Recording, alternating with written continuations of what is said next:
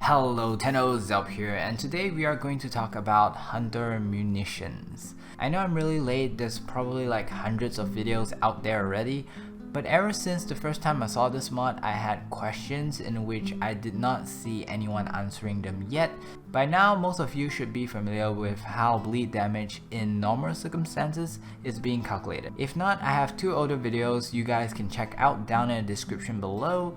If you're anything like me, one of the first questions after seeing the description of Hunter Munitions is what happens if you have more than 100% critical chance? Does it stack and how would it stack? The only video that I came across that actually talks about this is by Agayguyplays. Let's go ahead and do the math on that right now. So let's do 125 times 0.3, and that's going to be a 37.5% chance to crit. So that's almost like a 40% chance every single time it crits to apply a slash proc, which is significant. Upon watching that video, I was like, oh cool. But 2 seconds later, I'm like, but how do you know? I mean, it's not like it's on wiki or any of the patch notes I've seen. Actually, I don't really read patch notes. So every time I get asked about Hunter's Munitions, I just try not to talk about it because I've never tested it myself, but today that's going to change. So according to Rob in that video, the chance of proccing bleed with Hunter's Munition is by taking the critical chance multiplying with the chance of proccing, which is 30%. I guess naturally it would seem that if the critical chance is above 100%, it will increase the proc chance above 30%. But to me, if it crits or if it doesn't, it's like yes or no. You can't have 200% yes, it doesn't mean anything, it doesn't make sense logically even though it's possible numerically. Critical chance were specially made with a unique multiplier when it passes 100%, and that is different. The way I test this is to create the Dread with 100% critical chance by using a rank 3 point strike. This will mean that I have exactly 30% chance of proccing with Hunter's Munitions. But don't forget, it itself has a 20% status chance, which will cause it to proc bleed way more than just 30%. To nullify this, I added elemental mods to remove the weight on slash, so that even if it does proc, it will most likely not proc slash and proc something else. However, we should still keep in mind that that is a factor of inaccuracy and that our result should slightly vary more than 30% bleed proc. What I do now is simple. I summon an enemy and record 10 samples of me shooting it 10 times and note down the number of times I deal a bleed proc. After that, I take the average and see if it matches my hypothesis. I like the word, it makes me feel like an actual scientist. After that, here comes the hard part, trying to get my critical chance as high as possible with the mods that I currently have. The method I'll be using is actually just changing my point strike with a maxed out version and adding Argon Scope. Sadly, I do not have enough capacity for the 90% elemental mods this time, so the weight of the slash will increase even though it shouldn't be much of an issue. The first thing we need to figure out is how much is the total critical chance so that we can make our assumption. I'd like you to know that I've never owned an Argon Scope before in my entire Warframe life, and the one that I have right now is borrowed from one of you beautiful people for the sake of this experiment. So since I don't know much about it, of course I go over to wiki and learn more. It says that the first headshot, or the one that actually triggers the buff, does not count and does not have the buff, so therefore we have to base our readings and experiment on attacks that is after the first hit or while the buff is active. Sadly, it does not explain how the critical buff actually stacks since it came from the Acolyte. Just like Maiming Strike, which gives a flat critical buff, I decided not to assume and run some tests. There's a few ways critical chance could stack up with a 50% base critical chance like the Dread. The first way is that it increases the entire critical chance after mods like Point Strike, increasing it by a full 135%, in which we could say that is a separate multiplier. Another possibility is that it increases by a flat rate, which is 135% flat off, just like how Maiming Strike works. Or another more likely possibility is that it increases within the same multiplier as Point Strike. So basically it's just like adding another Point Strike with that percentage of critical. The way you can actually test this is by using a die queue, which has only 20% base critical chance. If you have Argon Scope with Point Strike, you should get all yellow crits and some occasional orange crits, if they are a separate multiplier. But I did not always crit, so therefore we know it's not under this category. Technically at this point we don't even need to test if it's a flat critical chance, because if it is, you wouldn't get the results from the first test. But if you want to test this, remove Point Strike and start shooting after the Argon Scope buff and see if you get a crit, and the answer is no, you don't always get crits, therefore it's also not a flat critical chance. So because of those tests, we know that it should be the last likely category, which is by adding all the critical chance together before multiplying, and that they are all of the same multiplier. To be honest, the first test was enough to prove everything, but if you need to double check on this, which I did, simply put a maxed out Point Strike and Argon Scope on the Dread, and you should have a 193% critical chance, which means that you'll always crit, mostly orange crits, very rarely yellow crits, and never red crits. With almost 200% critical chance and the logic by Rob from Agayguyplays, we should have almost 60% chance of causing a bleed because of Hunter's Munitions, and even more due to status chance. So again, I did this test of shooting an enemy for a sample size of 10 times each and tabulate the results, and here's what I got. Okay, so this is the spreadsheet in which I used to tabulate the results. Over here we have the Dread that has a 100% critical chance. Here is the Dread with a 195% critical chance.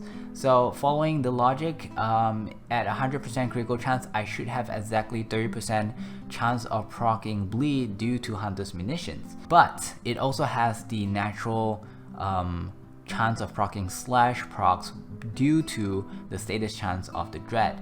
So we did try to drown that out with elemental mods, but it is still a factor, so I'm expecting this to be higher than 30%, and sure enough it is higher than 30%. Basically we have 10 different tests, each one we shoot 10 times, and for every single 10 time I shot, how many times was actually a bleed proc, and it's all listed here, and the percentage is here, and then we get the average. So when the weapon is at 100% critical chance, I got 44% chance of proccing bleed. Now, the difference between 100% and 200%, which is roughly the difference here, means that according to Rob from Agayguyplays logic is that the Hunter's Munition from 30%, it will vary to 60%. Now 30% and 60% is a huge difference. You should actually expect a really significant gain from it, but instead we get an average of only 39%, which is even lesser than previous. Because the difference between 30% and 60% is so huge and the outcome was like this, I would say that it doesn't stack up the way that he would say it does. I would say that having critical chance higher than 100% does not actually benefit the Hunter's Munitions. So that is my conclusion. Now you could try to replicate this. Go ahead and do that, because I'm really interested in knowing. In fact, I have a few suggestions and recommendations if you do that. First of all is to get a larger sample size. Now over here you can see that I did like 10 sample size and each one is 10 shots, so therefore 100 shots for each test over here.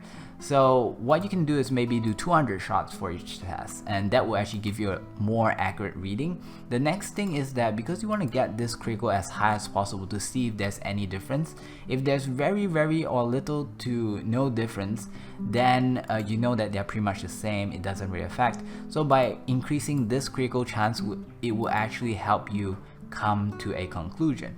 Now I don't have this thing which is called a critical delay. If you have it, put it on. Okay, so over here you can see some scribbles. Basically what this means is if you have 100% critical chance, you have 30% chance of proccing bleed because of Hunter's Munition. So how many critical chance do you need to get 100% chance to proc bleed? And I did the math, and turns out if you could somehow buff yourself to get a 334% critical chance, then you could you should have 100% chance of proccing bleed. Now this may be possible with Harrow or something, or with the Kavat, so it's up to you guys to try that. Again, I'm playing in a relatively new account, so I don't have Harrow yet to test this out. But do test it out and let me know. However, I'm gonna stick to what I believe in, and from what I can see from the results is that having more than 100% critical chance is not gonna help with Hunter's munitions.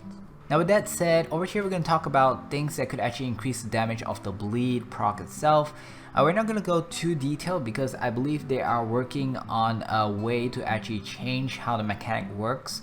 So just for future, you know, we're not going to talk too much about it. Instead, I'm going to link you with some older videos that I did in the past on bleed. If you want to know more about it, you could definitely go check them out. It will be down in the description below. As a surface, I just want to say that although the critical chance will not actually cause it to have more chance of proccing bleed, however, the critical chance will still increase the damage depending on critical multiplier and stuff like that, and going into red crit and orange crit territory, you're gonna get more damage, and those damage is taken into consideration of your bleed damage. So things like Vital Sense is gonna help. Split Chamber, which is multi-shot, will also definitely help, because what this basically does is just that it increases, it sort of adds an extra attack. Things like Elemental mods will not help. Things like slash driven, as in physical mods, does not help either. Now the Bane faction mods does help. It does increase the damage, and it's calculated as a separate multiplier, so this will be really good. Another one is of course the pure damage multiplier mods like Serration and Heavy Caliber and stuff like that. Attack speed is could also be considered as a separate multiplier, considering that the faster you attack, the more damage you ultimately do. However, for auto weapons, the faster you attack also means that the faster you have to reload. Now, knowing what could actually increase the bleed damage, I could actually whip up something like a build like this. You could actually kill a heavy gunner at level 130. Now that's the maximum that I could get at the moment, with, I don't know, about 2 headshots. So that is actually really good in comparison with a lot of other builds I've seen. Now again, this build can be further improved if you put in things like Split Chamber and stuff, but I just don't really have enough capacity for that. I'll probably swap out something like Continuous Misery, the status duration, for something like a Split Chamber, and that's going to increase the damage dramatically. And I'm going to show you if I could kill a level 130 heavy gunner. So that's the first headshot, that is the second headshot. And just like that, it could kill. Now, in case you did not realize, it's about 14k per tick, and there is only like, I don't know, 5 ticks or something, 4 or 5 ticks, and it could potentially go up to a lot more because I have Continuous Misery. Now it's also most likely going to work on the level 150 heavy gunner as well. It's just that since it bypasses armor, it really doesn't matter what level it is. The armor factor doesn't matter. It's only about the health pool now. So yeah, think about that. In the process of making this video, I realized that Iflynn just released a video on Hunter's munition, and I went to watch it, and I realized that he did made a small little mistake somewhere, and he said, and you could also mod for status chance in terms of like viral damage, right? So you threw on Malignant Force and then Rhyme Rounds. This would give you viral damage, which will reduce the enemy's total HP whenever it does proc. So like on the Dread here, we have 66.8% chance to proc this status effect right here. So that's the part where he messed up when he said 66.8% proc viral, but I think that it's more of a slip of a tongue thing. I'm pretty sure he knows his stuff, because right after that he said, because it's our most dominant damage type. But just out of curiosity, how many percent does he actually have to proc a viral on this build? So let's do some calculations. We have to consider that physical damage is 4 times more likely to proc. You multiply this, divide that, and you should get about 15.4%.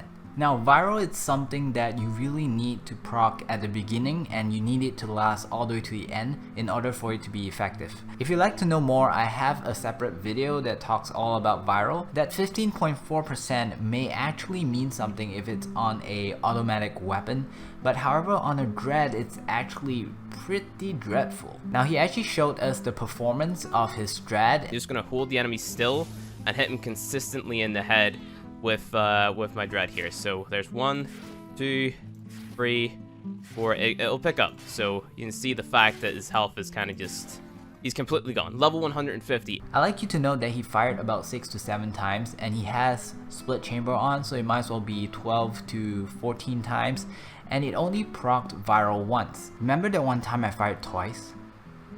Now to be fair, I am using a rare mod which is Argon Scope, and Iflynn there is not. I like to say I'm sorry that I called you guys out, both Iflynn and also Rod from Agayguyplays. I mean, no disrespect, they are really good Warframe YouTubers and way bigger than I am. Make sure you guys go check them out. As a smaller channel, I tend to have a lot of people challenging and testing me to see if I actually know my thing or if I'm even trustworthy. It is because I have a really small community of supporters that I'm so grateful for. They want to make sure that they know the right stuff and that they learn the right things. That's all from me today. The winners for the 2,900 subscriber Glyphaway is going to be listed down in the description. Make sure you go check it out. And if you are one of the winners, make sure you PM me on Discord and I will send you the glyph code. Have a pleasant day, guys. Don't forget to like and subscribe if you feel like it, and bye bye.